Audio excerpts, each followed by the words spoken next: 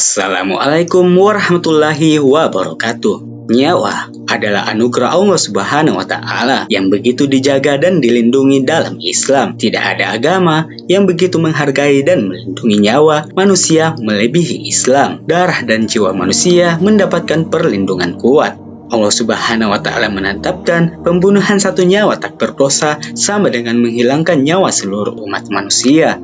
Siapa saja yang membunuh seorang manusia bukan karena orang itu membunuh orang lain atau bukan karena membuat kerusakan di bumi, seakan-akan dia telah membunuh seluruh manusia. Quran Surat Al-Maidah ayat 32. Namun sebelum lanjut, tekan tombol subscribe dulu untuk berlangganan di Wiki Channel. Aktifkan lonceng kamu agar kamu mendapatkan info update kami seputar dakwah dan pondok pesantren Wadil Qurra. Bagi kalian yang suka, jangan lupa like and share di akun media sosial kamu agar video ini bermanfaat untuk kita semua. Larangan mengancam sesama, jangankan pembunuhan, menimpakan bahaya dan kesusahan kepada sesama juga diharamkan Islam.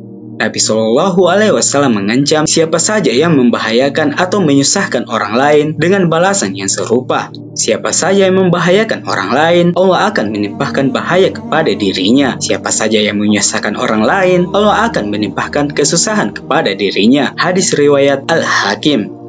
Hadis ini berlaku umum. Apakah menimpahkan bahaya kecil atau besar, mengancam jiwa atau tidak, semua itu Allah Subhanahu wa Ta'ala haramkan. Apalagi jika pelakunya adalah penguasa yang menimpakan kesusahan dan bahaya kepada rakyatnya.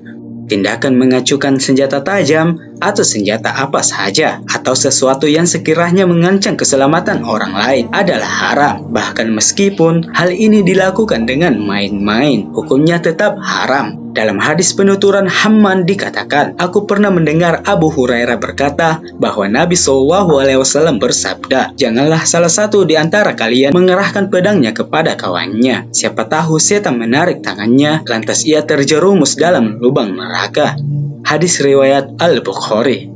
Jika mengarahkan senjata tanpa niat mencelakakan saja diharamkan, apalagi secara sengaja menakut-nakuti dan mengancam orang beriman dengan senjata. Allah Subhanahu wa Ta'ala mengancam para pelakunya dengan ancaman yang keras. Sungguh orang-orang yang mendatangkan cobaan kepada orang-orang yang mukmin, laki-laki dan perempuan, kemudian mereka tidak bertaubat, bagi mereka azab neraka yang membakar. Quran Surat Al-Buruj ayat 10.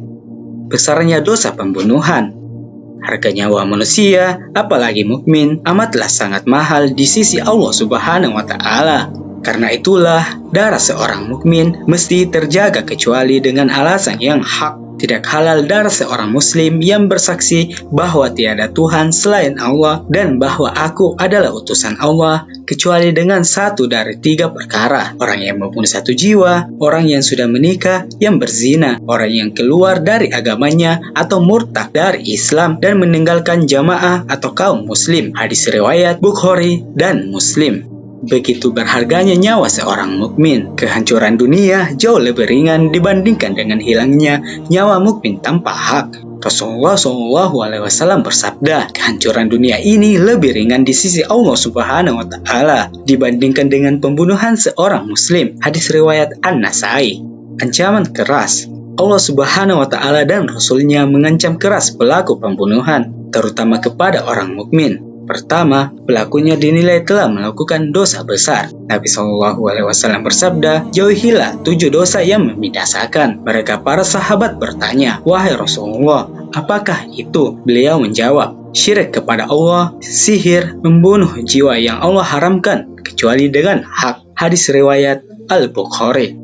Bahkan Nabi SAW menyebutkan bahwa membunuh mukmin adalah tindakan kekufuran. Menghina seorang muslim adalah fasik, sedangkan membunuhnya adalah kafir. Hadis riwayat Al-Bukhari. Kedua, pelakunya diancam dengan neraka jahanam dan dia kekal di dalamnya. Allah Subhanahu wa Ta'ala berfirman, siapa saja yang membunuh seorang mukmin dengan sengaja, balasannya ialah neraka jahanam. Dia kekal di dalamnya. Allah Subhanahu wa Ta'ala murka kepada dia, mengutuk dia dan menyediakan bagi dia azab yang besar. Quran Surat An-Nisa ayat 93. Ketiga, jika pelakunya banyak, maka seluruh pelakunya akan diazab dengan keras. Rasulullah SAW bersabda, andai penduduk langit dan bumi berkumpul membunuh seorang muslim, sungguh Allah akan membanting wajah mereka dan melemparkan mereka ke dalam neraka. Hadis riwayat At-Tabrani. Keempat, para pembunuh akan dituntut pada hari kiamat oleh para korban pembunuhan mereka. Di dunia, sering para pembunuh kaum muslimin lolos dari jerat hukum atau malah mendapatkan pembelaan dan perlindungan hukum dari para penguasa. Namun tidak demikian pada hari akhir. Nabi SAW bersabda, pembunuh dan korban yang dibunuh akan didatangkan pada hari kiamat dengan menenteng kepala temannya. Dalam riwayat lain dinyatakan, dia korban membawa sang pembunuh, sementara urat lehernya bercucuran darah. Lalu dia berkata, ya Allah, tanya orang ini, mengapa dia membunuh saya? Hadis riwayat Ibnu Majah. Kelima, para pelaku pembunuhan yang bergembira dengan tindak pembunuhan mereka tidak berhak mendapatkan pengampunan dari Allah Subhanahu wa Ta'ala. Sabda Nabi SAW, siapa saja yang membunuh seorang muslim lalu dia bergembira dengan pembunuhan tersebut, maka Allah Subhanahu wa Ta'ala tidak akan menerima tobat dan tebusannya. Hadis riwayat Abu Daud. Had bagi pembunuhan. Untuk mencegah pembunuhan yang disengaja, Islam memberikan sanksi yang keras berupa hukuman qisas kepada pelaku pembunuhan. Allah Subhanahu wa Ta'ala berfirman, hai orang-orang beriman, diwajibkan atas kalian qisas berkenaan dengan orang-orang yang dibunuh, orang merdeka dengan orang merdeka, hamba sahaya dengan hamba sahaya, dan wanita dengan wanita. Quran Surat Al-Baqarah ayat 178. Qisas adalah tuntutan hukuman mati atas pembunuh karena permintaan keluarga korban. Hukum ini memberikan rasa keadilan bagi keluarga yang ditinggalkan, sekaligus menjadi pencegah tindakan kejahatan serupa. Jika keluarga korban tidak menghendaki qisas, mereka juga bisa tuntut diat atau denda para pelaku pembunuhan. Diat yang dimaksud adalah 100 ekor unta, 40 diantaranya dalam keadaan bunting. Begitulah mulianya syariah Islam dalam melindungi nyawa manusia. Karena itu, sepanjang negara Islam tegak sejak Nabi SAW di Madinah, kemudian dilanjutkan oleh Khulafa Ar-Rasyidin, kaum muslimin mendapatkan perlindungan yang luar biasa. Tidak setetes pun darah tumpah, melainkan dengan pembelaan dari negara Islam. Bahkan pelaku kriminal pun masih mendapatkan perlindungan sampai kemudian terbukti mereka bersalah di pengadilan dan layak mendapatkan hukuman setimpal termasuk hukuman mati. Wallahu a'lam bishawab. Assalamualaikum warahmatullahi wabarakatuh.